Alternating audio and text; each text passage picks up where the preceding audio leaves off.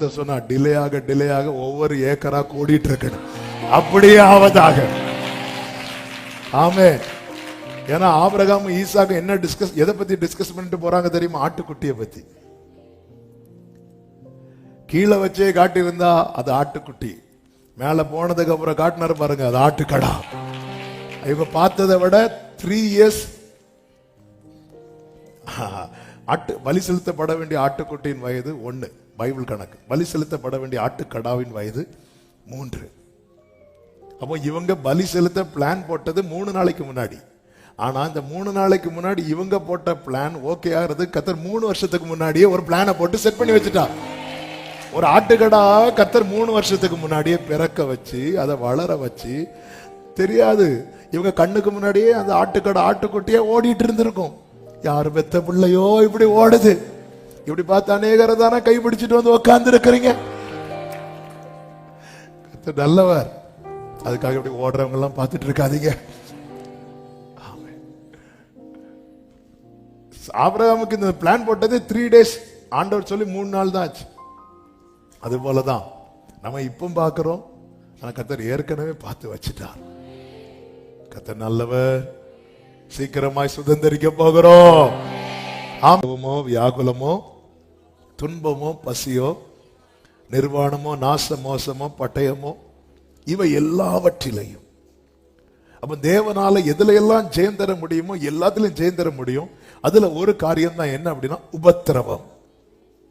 இந்த உபத்திரவம் என்பது என்ன அப்படின்னா, நார்மலா துன்பம் அப்படின்னு சொல்லுவாங்க, துன்பப்படுதல். ஆனா உண்மையா அதோடைய மீனிங் அப்படி பாத்தீங்கன்னா, ஒரு காரியத்தின் நிமித்தம் அல்லது ஒரு நபரினால, ஒரு காரியத்தினால, ஒரு நபர்னால நாம அடைகிற துன்பம் இருக்குல்ல, அதுதான் உபத்திரவம். என் ஜனத்தின் உபத்திரவத்தை நான், அந்த ஜனத்துக்கு உபத்திரவம் யாரால வந்துச்சு? ஒரு நபரால அல்லது ஒரு கூட்டத்தால அல்லது ஒரு காரியத்தின் நிமித்தம். நல்ல கவனமா கேளுங்கள். இந்த உபத்திரவம் என்கிற நிலை வரும்போது எல்லாருமே காமனா என்ன சொல்லுவாங்க தெரியுமா? ஏன் இந்த வாழ்க்கை, இப்படி ஒரு வாழ்க்கை வாழ வேண்டியது அவசியமா என்று காமனா எல்லாருமே கேட்பாங்க. என்னாகமம் 11வது அதிகாரத்துல ஜனங்கள் எல்லாரும் பாத்தீங்கன்னா திடீரென்று அழுவாங்க. இந்த மன்னாவுக்கு அகைன்ஸ்டா பேச ஆரம்பிப்பாங்க.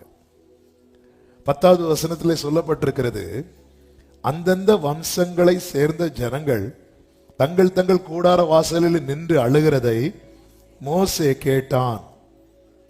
கர்த்தருக்கு மிகவும் கோபம் மூண்டது, மோசையின் பார்வைக்கும் அது. மோசைக்கு எப்படி இருக்கு தெரியுமா? ச்சே அப்படின்னு இருக்கு. யார் இந்த மோசேனா? இந்த ஜனங்களுக்காக உத்தரவாதம் எடுத்து இந்த ஜனங்களை இதுவரை கொண்டு வந்தவன். 6 லட்சம் புருஷர்கள், ஒரு பெரிய டீம். இந்த கூட்டத்துக்காக ஆண்டவருடைய பாதத்தில் கெஞ்சி பிரார்த்தித்தவன். இன்னும் சொல்லணும்னா, இந்த ஜனங்களை தன் தோளில் சுமந்தவன் என்று சொல்லலாம். ஆனா எப்பொழுது அது அவனுக்கு அப்படின்னு ஆயிட்டோ, அல்லது அது அவன் எப்பொழுது உபத்திரவமா எண்ண ஆரம்பித்தானோ, ஏன்னா எல்லாருமே மோசையை தான் டார்கெட் பண்றாங்க. அதாவது மன்னா விழுந்து கிடக்கும் போது மோசே சொல்றாரு, ஓய்வு நாள்ல யாரும் போய் மன்னாவை பொறுக்காதீங்க, அது கிடைக்காது. ஆனாலும் நன்மையே தேடுறதுக்கு மோசை கிட்ட வரல, அவங்களா சிலர் என்ன பண்ணாங்க போனாங்க. ஆனா வாழ்க்கையில ஒரு சின்ன கஷ்டம் நெருக்கணும் வரும்போது எல்லாரும் யாருக்கிட்ட தான் வந்து நிப்பாங்க தெரியுமா? மோசை கிட்ட. மோசையும் சகிச்சு சகிச்சு சகிச்சு சகிச்சு இதுவரை கொண்டு வந்துட்டார். ஆனா இப்ப மோசே அவரால் தாங்க முடியல, இந்த பெயின் தாங்க முடியாம வரும்போது 11வது வசனத்துல அவர் சொல்லுகிறார், வாசியுங்கள். அப்பொழுது மோசே கர்த்தரை நோக்கி, நீர் இந்த ஜனங்கள் எல்லாருடைய பாரத்தையும் என்மேல் சுமத்தினதினால் உமது அடியானுக்கு உபத்திரவம் வர பண்ணினது என்ன? நான் அந்த வார்த்தையை சொல்லும் போது ஒன்றை சொல்லுகிறேன். நம்ம குடும்பத்துல, நம்ம மெயினா உத்தரவாதம் எடுக்கிறதுலாம் குடும்பத்துல, நம்ம என்னைக்கு அதை பாரமா நினைக்க ஆரம்பிக்கிறோமோ, அது யாரா இருந்தாலும் சரிதான். யோபுவின் மனைவி அதை பாரமா நினைக்க ஆரம்பிச்சதோ நீர் ஜீவனை விடும் என்று சொல்லுகிறார். ஆகார் பாரமாய் நினைக்க ஆரம்பித்ததோ, ஏன்னா அந்த பெயின், பாரமா நினைக்கிறதுனா என்ன அப்படின்னா அந்த வலி. பையனை ஒரு செடிக்கு கீழே விட்டுட்டு தள்ளி போயிட்டான்.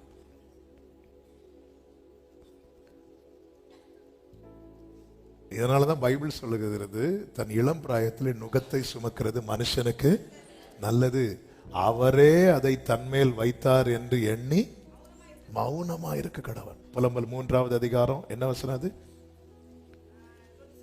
27 வாசிங்க. தன் இளம் பிராயத்தில் நுகத்தை சுமக்கிறது மனுஷனுக்கு நல்லது, அவரே அதை தன்மேல் வைத்தார் என்று அவன் தனித்திருந்து அதன் அர்த்தம் என்ன? வாயை திறந்து எதுவும் பேசாத. ஏன்னா நான் உபத்திரவப்படுகிறேன் என்கிற ஒரு நிலையை நான் உணரும் போது என் வாயிலிருந்து என்ன வார்த்தை வரும்னே தெரியாது. என்ன வார்த்தை வரும்னே தெரியாது. நான் இந்த சாட்சிய பலமுறை சொல்லி இருக்கிறேன். அப்பா இறந்து ஒரு மாதம் கழித்து ஒவ்வொரு பிலீவர்ஸையா பார்த்து விசாரிக்கிறேன்னா ஒரு வீடு போய் ஜோமெண்ட் வரேன். அதாவது நம்ம தூரத்துல இருந்து இவங்களுக்கெல்லாம் ஒரு குறை கிடையாது, இவங்களுக்கெல்லாம் ஒரு பிரச்சனை கிடையாது அப்படின்னு நினைச்சிட்டு இருப்போம்ல. அவங்க வந்து ஒரு சண்டே ஈவினிங் நினைக்கிறேன், ஒரு 4 வீட்டுக்கு போனேன். அந்த 4 வீட்டில் அவங்கள தூரத்திலிருந்து பார்க்கறதுக்கும் அவங்க ஃபேஸ் பண்ற ப்ராப்ளத்துக்கும் சம்பந்தமே கிடையாது. ஒரு மேட்ரு கேட்டு தாங்க முடியல. ஏன்னா இதுவரை எல்லாமே அவங்க யார்கிட்ட சொல்லுவாங்கன்னா அப்பாட்ட தான் சொல்லிட்டு இருந்தாங்க. இப்போ திடீர்னு அப்பா இல்லை, அடுத்து இப்படி 4 வீட்டுக்கு போய் 4வது வீட்டுக்கு போகும்போதே எனக்கு அப்படி வருது கோவம். யார் மேல தெரியுமா? ஆண்டவர் மேல. கோவம் இல்ல, வருத்தம். நேரப்ப இப்படி தூக்கி தோல்ல வச்சுட்டீங்களா ஆண்டவரே, எனக்கு முடியல. அப்ப என்ன, அப்ப ஒரு 31 வயசு இருக்கும். எனக்கு முடியல, என்னால தாங்க முடியல அப்படி சொல்லிட்டு இந்த சர்ச்சு சைடு கீழே ரூம்ல தான் தூங்கிட்டு இருந்தேன். நைட்டு ஜெபம் பண்ணல, பைபிள் படிக்கல. எனக்கு அப்படி இப்படி தூக்கி வச்சுட்டீங்களே ஆண்டவரே அப்படின்னு சொல்லிட்டு, அப்பெல்லாம் சின்ன கூட்டம் தான். அப்படியே படுத்து அப்படியே தூங்கிட்டேன். காலை 4 மணிக்கு ஆண்டவர் ஒரு சொப்பனத்தை காட்டுறாங்க. அதில் அப்படியே ஒரு பெரிய ஒரு தங்க மாளிகை, அதுக்குள்ளே எங்கள் அப்பா அப்படி நிற்கிறாங்க. கொஞ்சம் பாஸ்டர்ஸ் இருக்கலாம்.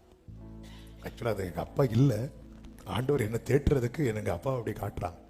அப்படிலாம் கனவுலாம் வரமாட்டாங்க. அவங்க அங்கே நிம்மதியாக பட்டு தூங்கிட்டு இருக்கிறாங்க. உன் பையன் கூட கனவுல போய் எனக்கு ஒரு வேலை இல்லை அப்படிலாம் வரமாட்டாங்க. அது ஆண்டவர் நம்மை தேற்றுவதற்காக, அவங்க எந்த நிலையில் இருக்கிறாங்கன்னு காண்பிப்பதற்காக. அதான் சொப்பனம். உடனே நேற்று அவங்க என் கனவுல வந்தாங்க. அவங்க வரமாட்டாங்க, ஆண்டவர் அப்படி காட்டி தருவார். ஆமே, அப்படி வந்துதான் இஸ்ரவேலன் ஜனமே என்றும் இடறிட வேண்டாம் ஏகோ அப்படி அந்த கையை அப்படி உயர்த்தி வச்சு. எங்க அப்பா வந்து யூஸ்வலா வந்து அந்த லாஸ்ட் டைம்லலாம் பாட்டு பாடும்போது ஏதாவது வேர்டு அவங்க இருதயத்துலேருந்து சொல்லும் போது அப்படி நெஞ்சு அப்படி தடவிட்டு சொல்லுவாங்க. அதே போல ஒரு கையை வச்சு அப்படி தடவுறாங்க, அப்படி சொல்றாங்க. காலையில் 4:30 எழும்பி உக்காந்துருந்து ஓன்னு அழ ஆரம்பிச்சேன். ஆண்டவர் பேசுறாங்க, அது ஏன் பாரம் அப்படின்னாங்க. நீ அதை ஒரு நாளும் பாரமா நினைக்காத. நீ பாரமா நினைச்சேன்னா பாத்தியா, என்கிட்டே உன்னால பேச முடியாம ஆயிட்டு. சில நேரத்துல நம்பி வைக்கிறாருங்க, அவரே அதை தன்மேல் வைத்தார் என்று. வேற எல்லாரும் நல்லா தான் இருக்கிறாங்க, வேற யார் மேல வச்சா இன்னைக்கு இல்ல. அவங்க அவரே அதை அன்னையிலிருந்து டிசைட் பண்ண. ஆண்டவரே, கர்த்தர் பலப்படுத்தினார். அதுல வார்த்தை உண்டு, ஓங்கும் புயமும் பலத்த கரமும் உன் பக்கமே உண்டு, தாங்கும் கிருபை தயவு இரக்கம் தாராள். சில நேரத்துல எதுக்கு இதை சாட்சி சொல்றேன்னா, உங்க ஃபேமிலியில உங்களை தான் சுமக்க வைப்பார் ஆண்டவர். அது உங்களுக்கு கொடுக்கப்பட்ட பனிஷ்மெண்டா பார்க்காதீங்க. உங்க குடும்பத்துல கர்த்தர் உங்களை மோசையா எழுப்பி இருக்கிறாருன்னு பாருங்க. என்னாண்டவர் இது என் தோல்ல, என் தோல்ல. சிலர் நினைப்பாங்க, எங்க அப்பா அம்மா வாங்கின கடனுக்கு நாளா கட்ட வேண்டியிருக்கு. கடந்த நாள்ல ஒரு சகோதரன் வந்து சொன்னாங்க, பாஸ்டர் பாஸ்டர் எங்க அப்பா எல்லாம் கடன் வாங்கி என்ன படிக்க வச்சாங்க, வேற பிசினஸ்ல நிறைய கடன்ல ரொம்ப கஷ்டப்பட்டாங்க. நான் ஜெபம் பண்ணிட்டே இருந்தேன், எப்படியாவது எங்க அப்பா கடனை நான் தான் அடைக்கணும்னு. ஆண்டவர்கிட்ட ஜெபம் பண்ணி கர்த்தர் எனக்கு வேலையை கொடுத்து எங்க அப்பா கடனை அடைச்சு எங்க அப்பா அம்மா இருக்கிறதுக்கு ஒரு வீடையும் கர்த்தர் கட்டி முடிச்சு இப்ப அவங்களை அதுக்குள்ள வச்சு ஆண்டவர் அழகு பார்க்க வச்சுட்டாங்க. உத்தரவாதம் எடுக்கிறது பாத்தீங்களா? சில பிள்ளைங்க இங்க பாருங்க, உங்க கடன் சுமையெல்லாம் என்கிட்ட கொண்டு வந்து வச்சிடக்கூடாது. சொல்லிட்டு அப்பா பெட்ரோலுக்கு 100 ரூபா தான்னு கேட்பான்.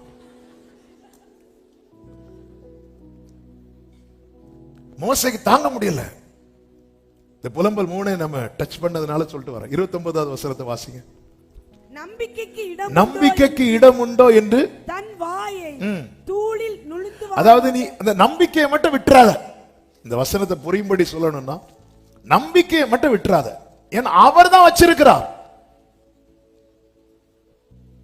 அதாவது அவர் நம்மேல் வைக்கிறதற்கும் நாம எடுக்கிறதுக்கும் நிறைய வித்தியாசம் உண்டு. அதெல்லாம் நான் இப்ப எக்ஸ்பிளைன் பண்ணல, நமக்கு தெரியும். சில பாதையில கர்த்தருடைய வார்த்தையை நம்பி நமக்கு நடந்து போயிருப்போம். கர்த்தருடைய வார்த்தையை நம்பி சில தீர்மானத்தை எடுத்துட்டு புறப்பட்டு போயிருப்போம். திடீரென்று ஒரு புயல் அடிக்கும். அவர்தான் வச்சார். மோசே வந்து சும்மா பாட்டுக்கு 4 ஆடை மேய்ச்சிட்டு இருந்தார். எங்க? மீதியான் தேசத்துல. மோசே வா வா வான்னு கூப்பிட்டு வராததுனால கொல்ல பார்த்து, இதுக்கு நீங்க அங்க கொண்டிருக்கலாம். வா வான்னு கூப்பிட்டு, இங்க பாரு அடையாளம், இங்க பாரு அற்புதம், வான்னு கூப்பிட்டு கையில அடையாளத்தை அற்புதத்தை கொடுத்து தோல்ல பாரத்தை தூக்கி வச்சிட்டீங்களே ஆண்டவரே. நம்பிக்கைக்கு இடம் உண்டோ என்று தன் வாயை தூளில் நுழுந்துவானாக. அடுத்த வசனம், தன்னை அடிக்கிறவனுக்கு தன் கன்னத்தை காட்டி நிந்தையால் நிறைந்திருப்பானா. அது அர்த்தம் என்னன்னா, சகிக்க பழகிக்கோ, நம்பிக்கையை விட்டுறாத. ஏன்னா இதை வச்சது யாரு? கர்த்தர். சொல்லிட்டு அடுத்த வசனத்தை வாசிங்கள். ஆண்டவர் என்றென்றைக்கும் கைவிட மாட்டார்.